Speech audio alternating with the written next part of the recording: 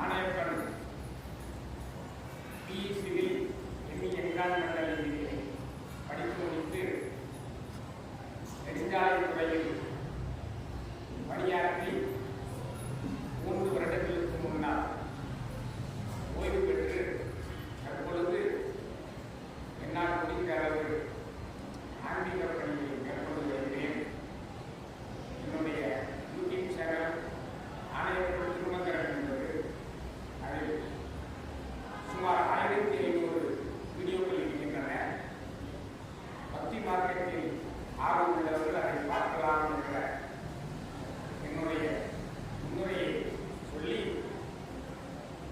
எனக்கு கொடுக்கப்பட்டிருக்கின்ற இந்த தலைப்பு ஒரு அற்புதமான தலைப்பு. அந்த தலைப்பை பேசுவதற்கு அழைத்த இந்த பள்ளியினுடைய நிர்வாகத்தினருக்கும் ஆசிரியர் குடும்பத்திற்கும் என்னுடைய நெஞ்சார்ந்த நன்றியை கொண்டு அந்த தலைப்பு சம்பந்தமாக நான் இப்பொழுது உரையாடுகிறேன். வீட்டில் நேர்மறையான கற்றல் சூழலை உருவாக்குகிறது. ஒரு பிள்ளை முதலாக எப்போது கற்க ஆரம்பிக்கிறது தெரியுமா? பிள்ளை முதலில் எங்கே கற்க ஆரம்பிக்கிறது?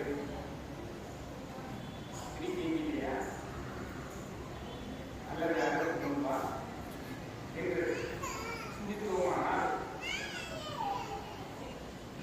மாதாவின் கருவறைதான் அந்த பிள்ளைக்கு முதல் வகுப்பறையாக இருக்கிறது. மாதாவினுடைய கருவறைதான் அந்த பிள்ளை முதலாக கற்க ஆரம்பிக்கக்கூடிய வகுப்பறை. உங்களுக்கு விளக்கமாக சொல்ல வேண்டும் என்றால், தாய் தன்னுடைய சிசு வயிற்றில் இருக்கும்போது உணர்வையும் ஊட்டி வளர்க்கிறார்.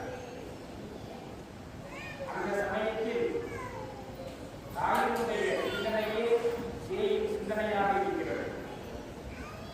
அப்போ தாய் அந்த சமயத்தில் என்ன சிந்திக்கிறாரோ அது அந்த சிந்தனையாகவே இருக்கிறது. உங்களுக்கு விளங்குவதற்காக பக்த பிரகலாதன் என்று சொல்கிறேன். அனைவருக்கும் தெரிந்த பெயர்.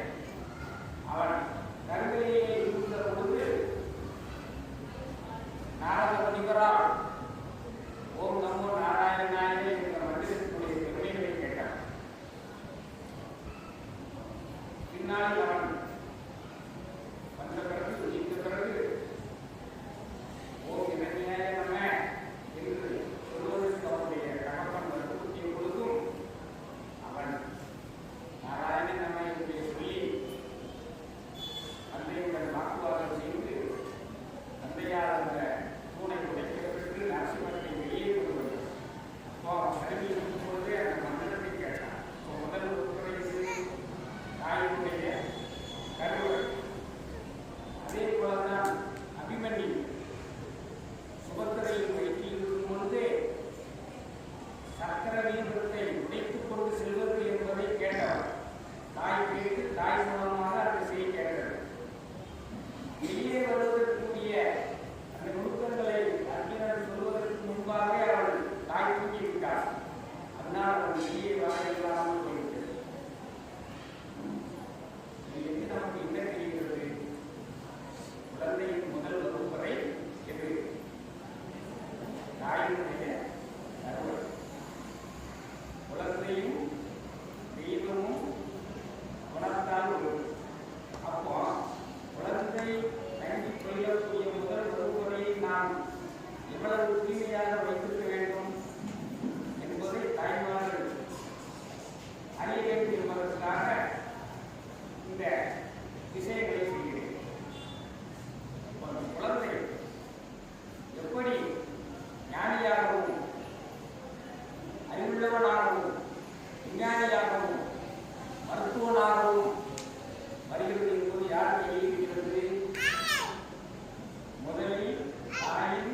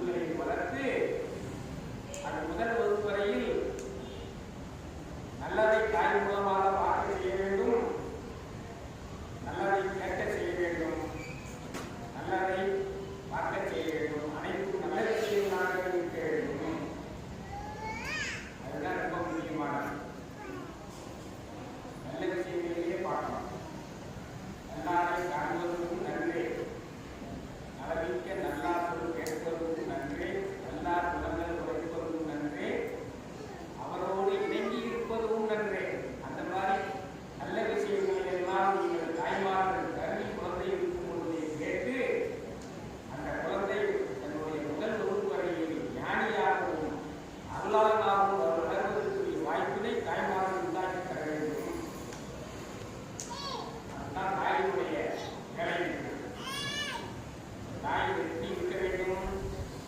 குழந்தைக்கு உணவையும் உணர்வையும் சேர்த்து ஊட்ட வேண்டும். பக்தி உணர்வை ஊட்ட வேண்டும். அறிவியல் உணர்வை ஊட்ட வேண்டும். ஞானத்தை ஊட்ட வேண்டும். மொழியை ஊட்ட வேண்டும்.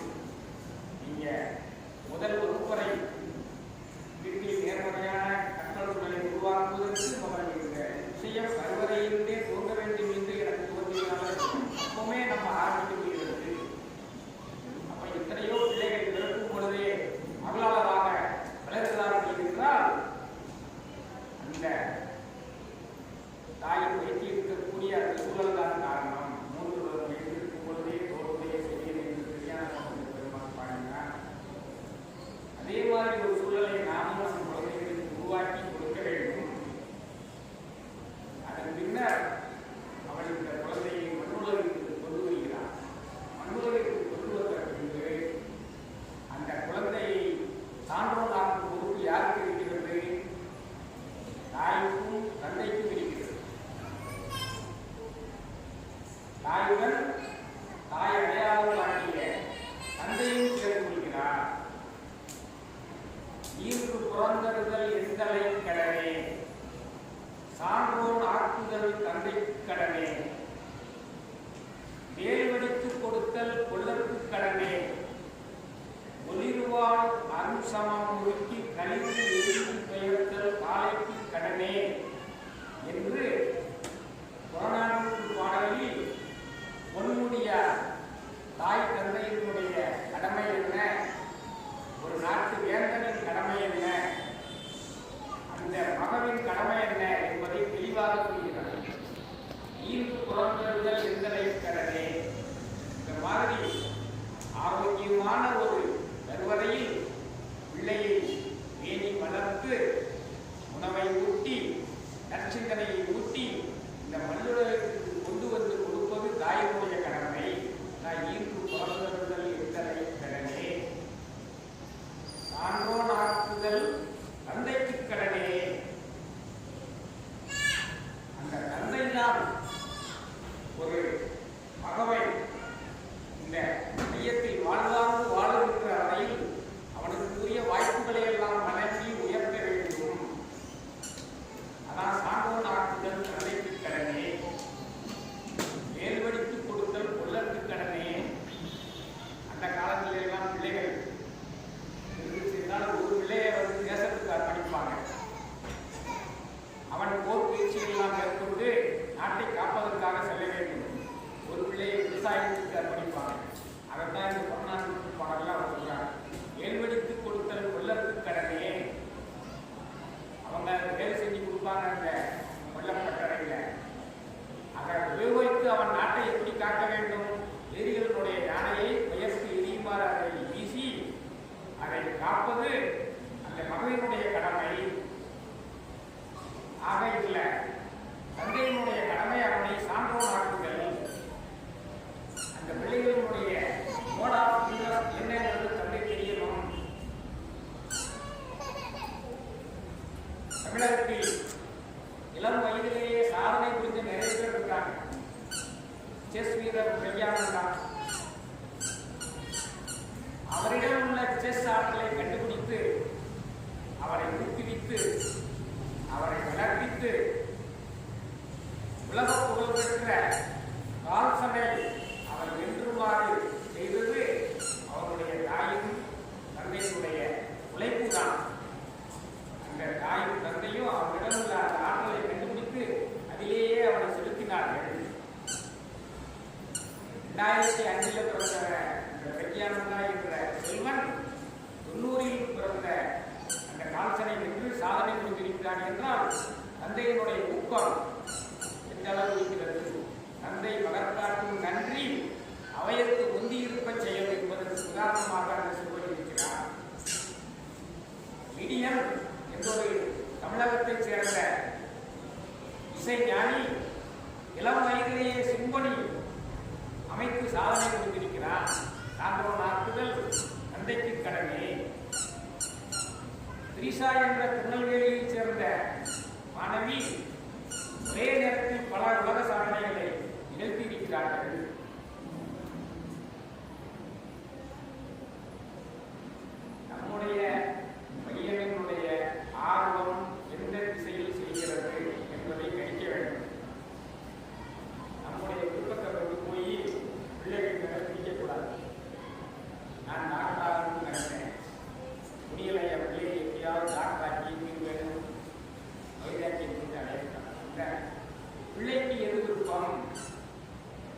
பொறியாளராக வேண்டும் என்று நினைத்தேன்.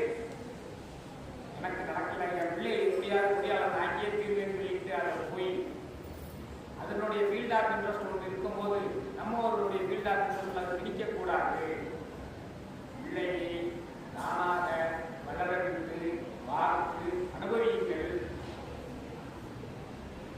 பிள்ளைய அவரவர்கள் விருப்பப்படி படிக்க வைத்து, அவரவர்கள் விருப்பப்படி தொழில் புரிய வைத்து, அவரவர்கள் விருப்பப்படி சாதனை புரிய விட வேண்டும்.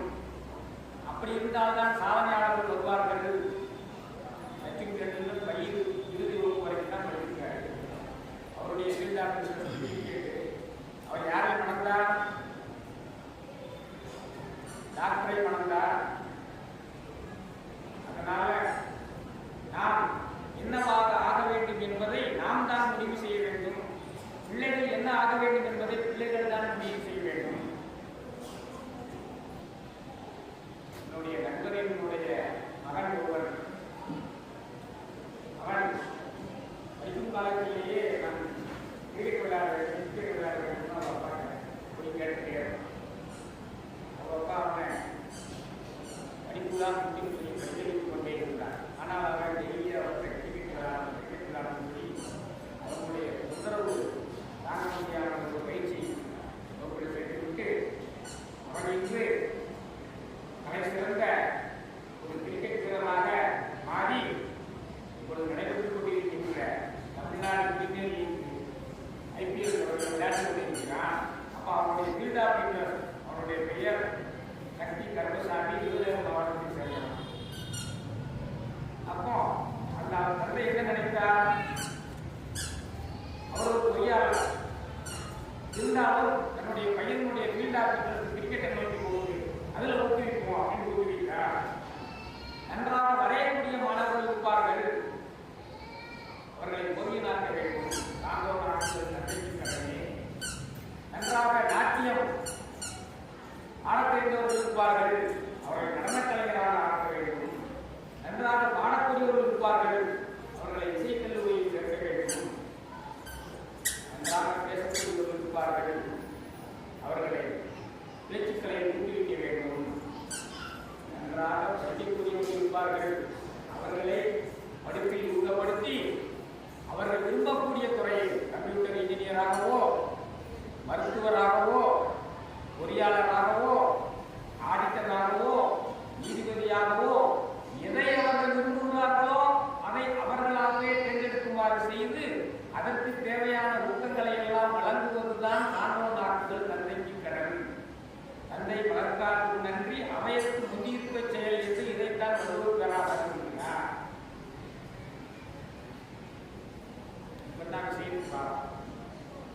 அதற்கு என்ன செய்ய வேண்டும்? பிள்ளைகளை இல்லத்தில் எப்படி பராமரித்து வளர்க்க வேண்டும்? இவ்வளவு சொல்லிட்டு நேரத்தில் நேரடியாகவே கைடேபிள் போடுறதுதான் இத்தனை மணிக்கு எதிரி, இத்தனை மணிக்கு படி, இத்தனை மணிக்கு தூங்கு என்று சொல்லிக் கொண்டிருக்க முடியாது. ஆக இவ்வளவுடைய பொறுப்பு தாய் தந்தைக்கு இருக்கிறது. அதற்கு நாம் நம்முடைய பிள்ளையை எப்படி தயார் செய்ய வேண்டும்? நம்மளுடைய தமிழ் கவிஞர்கள் பூராமே மிகச்சிறந்த முறையில் நம்மளை வழிகாட்டி சென்றிருக்கிறார்கள். காலை எழுந்தவுடன் படிப்பு, பின்பு கனிவு கொடுக்கும் நல்ல பாட்டு, மாலை பொழுது விளையாட்டு என்று வழக்கப்படுத்திக் கொள்வது பாப்பா என்று பாரதியாருக்கு பிள்ளைகளுக்கு சொல்றார். காலை எழுந்தவுடன் படிப்பு, காலை எழுந்தவுடன் 8 மணிக்கு திரும்பி கொடுக்குறாங்க. அது காலை பொழுது தானே, 12 மணி வரைக்கும் காலை பொழுது தானே. பாரதியார் காலை எழுந்தவுடன் படிப்பு தானே சொல்லியிருக்காரு. ஒரு 8 மணிக்கு எழுதி போன் படிக்கக்கூடாது. வைகரை துயிலெழு அவை சொல்லியிருக்கிறார். வைகரை துயிலெழு, வைகரை துயிலெழு இருந்தால் என்ன? சூரியன் உதிப்பதற்கு முன்னால நாம் இருக்க வேண்டும். சூரியனை வரவேற்க வேண்டும். சூரியன் வந்து நடுநிசைக்கு போனப்ப நம்ம முடிச்சுக்கிட்டு இருக்கக்கூடாது, நம்ம பிள்ளைகளை முடிக்க வைக்கக்கூடாது. வைகரை துயிலெழுதான் சொல்றாங்க. ஏன் அப்படி சொல்கிறார்கள் என்றால் அந்த வைகரை பொழுதுல மனம் தெளிந்த நீரோடை போல் இருக்கும். தெளிந்த நீரோடை போல் இருக்கும், கலனமின்றி இருக்கும். அந்த சமயத்தில்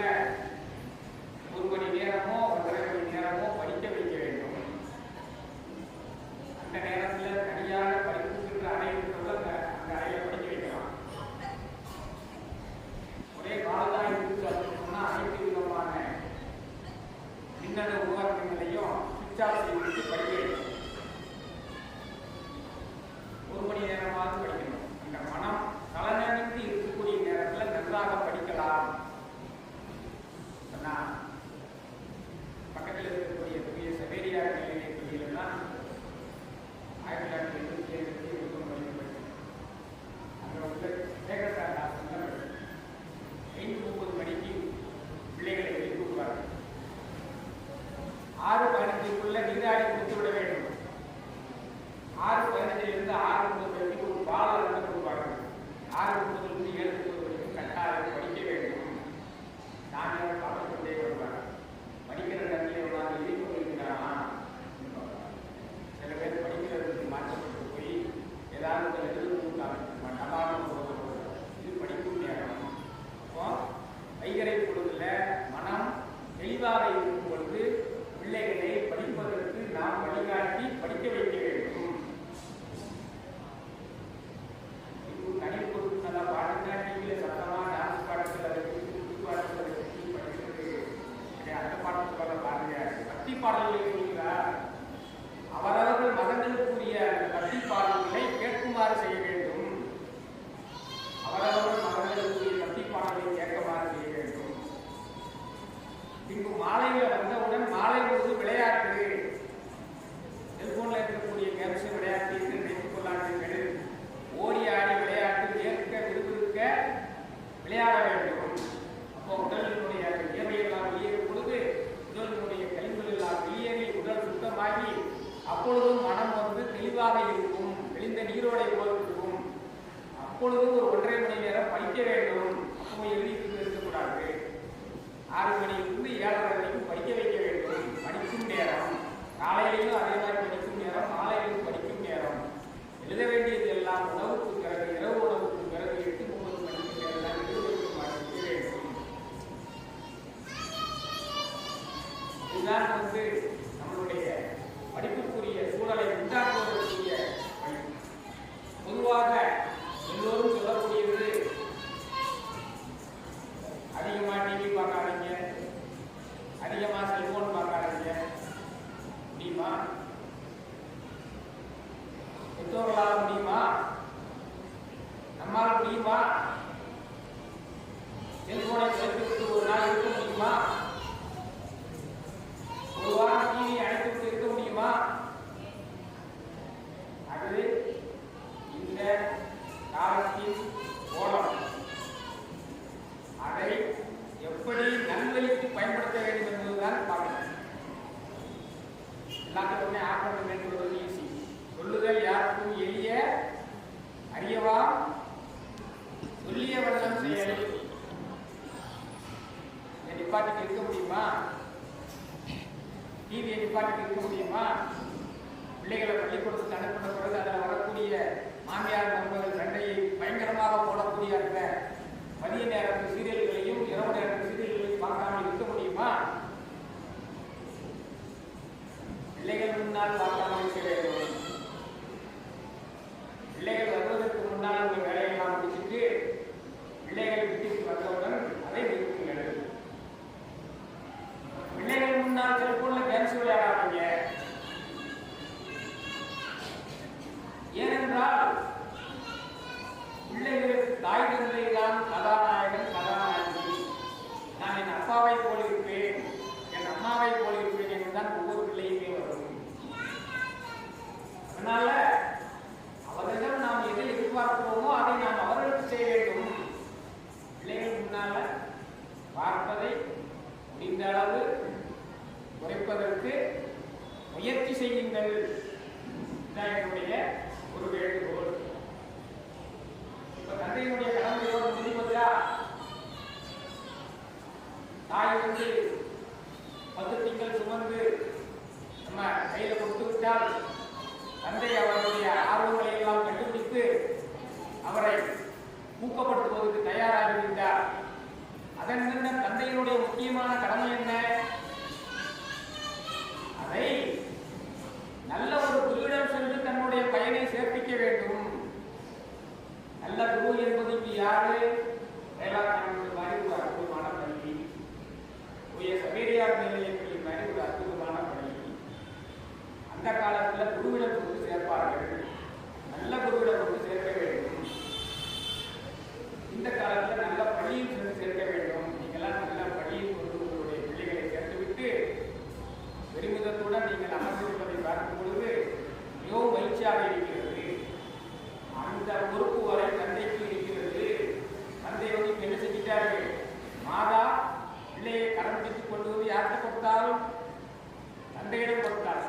தந்தை தன்னுடைய கடமையை எல்லாம் செய்து ஒரு ரிலே ரேஸ் மாதிரி யாரிடம் கொடுத்தால் தந்தையிடம் கொடுத்தார். தந்தை யாரிடம் கொடுக்க வேண்டும்?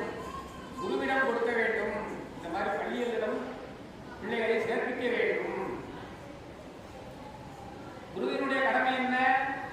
குருதான் அந்த மாணாக்கரை உலக புகழ் அடையுமாறு செய்ய வேண்டும். அதனால்தான் மாதா பிதா குரு என்று வைத்தார்கள்.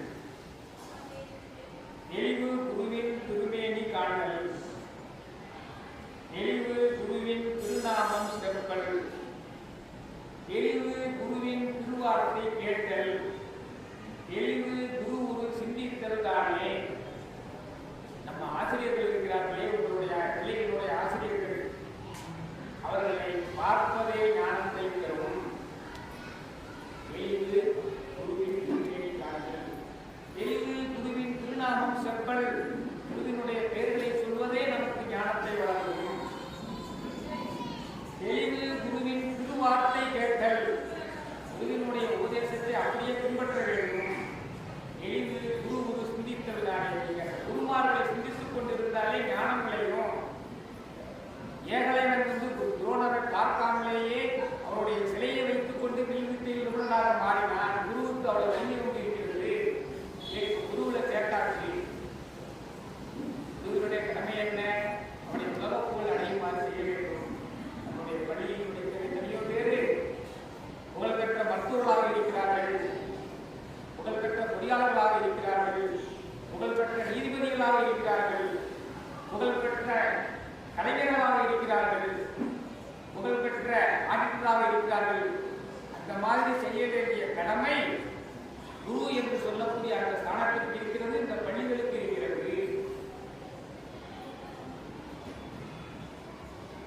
ஆக ஒரு பிள்ளையினுடைய வளர்ப்புல இவ்வளவும் நடைபெற வேண்டி இருக்கிறது.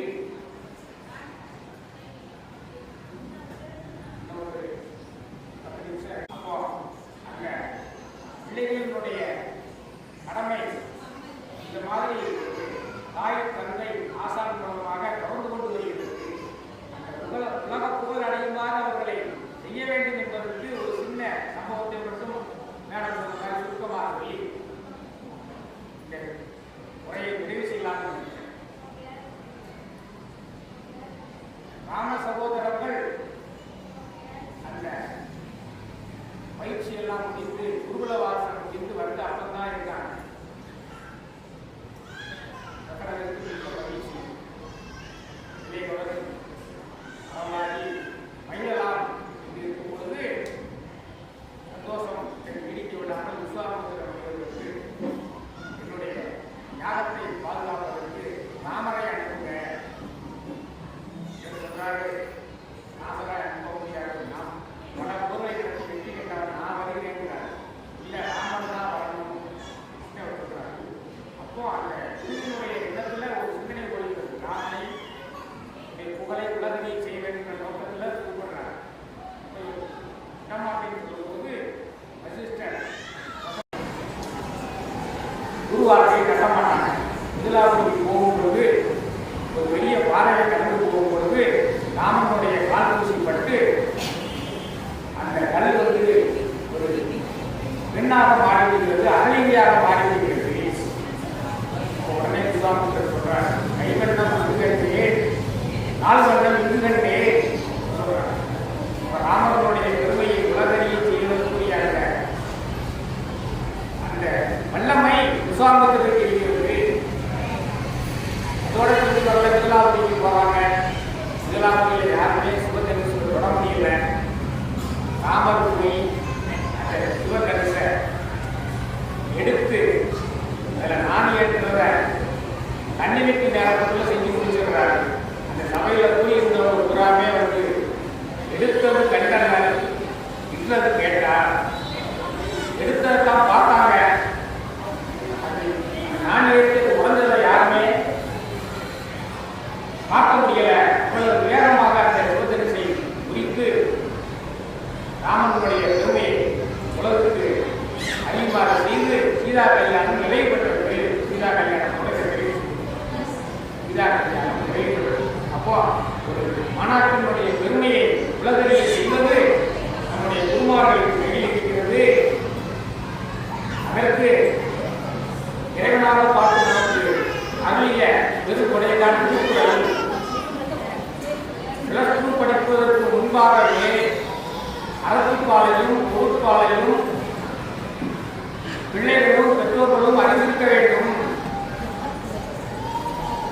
அறத்துப்பாலில் 380 பாட்டு இருக்கு, பொருட்பாலில் 700 பாட்டு இருக்கு. மொத்தம் 1080 பாடல், 1080 குறளையும் +2 படிக்கிறதுக்கு முன்னாலேயே நாமும் படித்து நம் பிள்ளைகளுக்கும் கற்றுக் கொடுக்க வேண்டும். தினம் ஒரு குறளாக படிக்கலாம் தப்பில்லை. அதில் அனைத்து விஷயங்களும் இருக்கின்றன. எப்படி அன்புடையவனாக வாழ வேண்டும், எப்படி அன்புடையவனாக வாழ வேண்டும், எப்படி ஊக்கமுடையவனாக வாழ வேண்டும், எப்படி காரியங்களை ஆற்ற வேண்டும் என்பதை அனைத்துமே அதில் சொல்லப்பட்டிருக்கின்றன. அப்படி ஒரு வாய்ப்பினை நம் பிள்ளைகளுக்கு ஏற்படுத்தி கொடுத்து நம் பிள்ளைகள் மாநிலத்தில் முதல்வராக வருவதற்கு நாம் ஒரு தாயும் தந்தையும் நல்ல குருவினை வழிகாட்டி நல்ல பள்ளிக்கூடத்தில் பிள்ளைகளை சேர்த்து அந்த வாய்ப்பினை